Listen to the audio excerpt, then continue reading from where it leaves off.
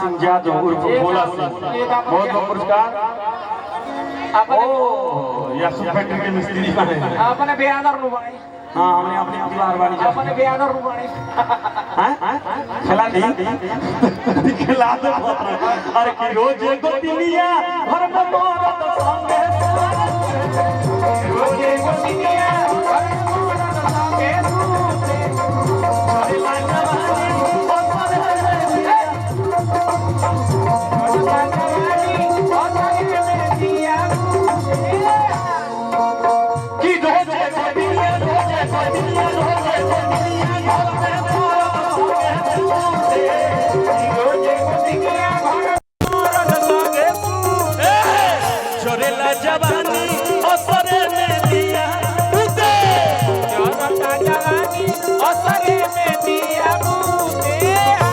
ओ राजा तो उठी उठी रोइला से जानी रात के,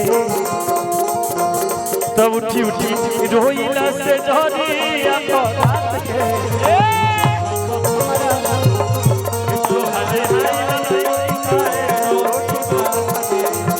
जब तो को हमारा बात में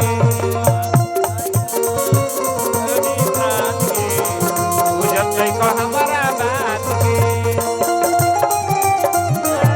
संग दिल बोले जारुमा एको चुपे जगाल में संग दिल बोले जारुमा जतारा राजावा चढ़ के जावा परिहन मोहिनी के जाल में जतारा राजावा चढ़ के जावा परिहन मोहिनी के जाल एको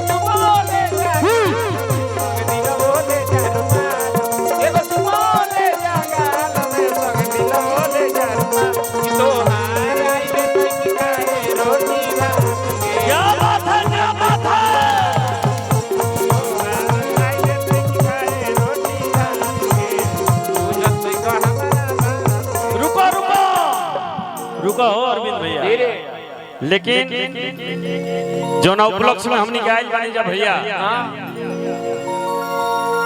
सेहरा ओकरा खातिर जरूरी बा दू लाइन के भी यही से कह जाला कि मंच पे कार जीवन के रहल बहुत जरूरी है। वो दूसर चीज कहले बानी सेहरा नहीं कहले, वो और खतरनाक चीज कह देले बानी। लेकिन दू लाइन के हम गाएंगे। हमारे मित्र भाई बहुत अच्छा बात कहला कि सेहरा में ज्यादातर लोग गावेला ये गीत की दूल्हे का सेहरा, तो हम थोड़ा सब चीज का ध्यान रखते हैं। तो भोजपुरी में भी हम गा दे सेहरा दुल्हन ना, हिंदी वाला तो भाई वो चीज गावे खातिर मिजाज चाहिए। भले गाओ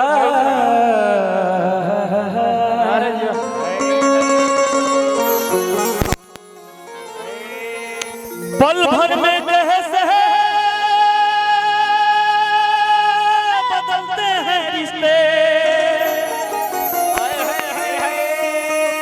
अब तो हर अपना बेगाना लगता है। ये शादी भी ऐसा चीज है भैया, गाना बजाना तो सब तरीका का होला, लेकिन ये सब गाना जो बानो हमनी के बाबा के भी बियाह में भइल रहे और हमनी के बाबूजी के हमनियों के बियाह में, हमनी के लइकों के बियाह में गवा सा। हां बेआजियो गोरी 82 में बाराती कोई रे हम सुन ले रे सेहरा गवात रहे 82 में ना, हमनी के जमाना में 82 में दूल्हे का सेहरा सुहाना लगता है, दुल्हन का तो दिल दीवाना लगता है। आप की जीतू भैया आप जहाँ भी होंगे मंच पे आप आइए। दोस्त संगतिया के लिया के हाँ, और जो ना भाई के हमरा सत्येंद्र भैया के जो ना बहु भोज में जुटल बा सब लोग, परिवार के लिया के आवे के बाद हाँ परिवार के अपना लेके जुटल जावे जा। आगे भाव बा अरविंद भैया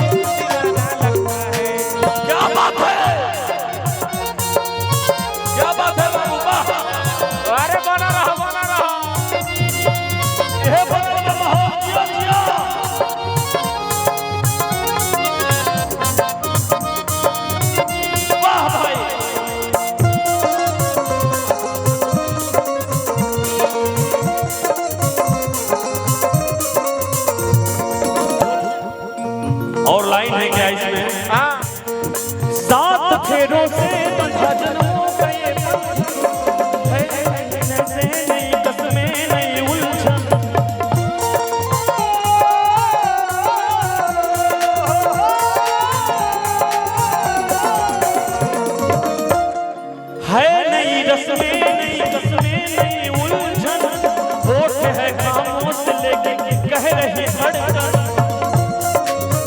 नई कस्में नई उलझन, होठ है खामोश लेकिन कह रही धड़कन। सात फेरों से बंधा जन्मों का ये बंधन, प्यार से जोड़ा है रब ने प्रीत का दामन। है नई रस्में नई कस्में नई उलझन, होठ है खामोश लेकिन कह रही धड़कन। और का वाह और का कि मुश्किल मुश्किल दामन को चुराना लगता है, मुश्किल दामन को चुराना लगता है। दुल्हन का तो दिल दीवाना लगता है, दूल्हे का तेरा सुहाना लगता है।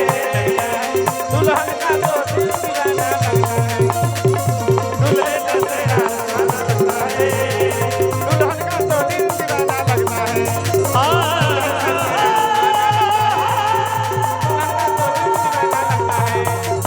दूल्हे का तेरा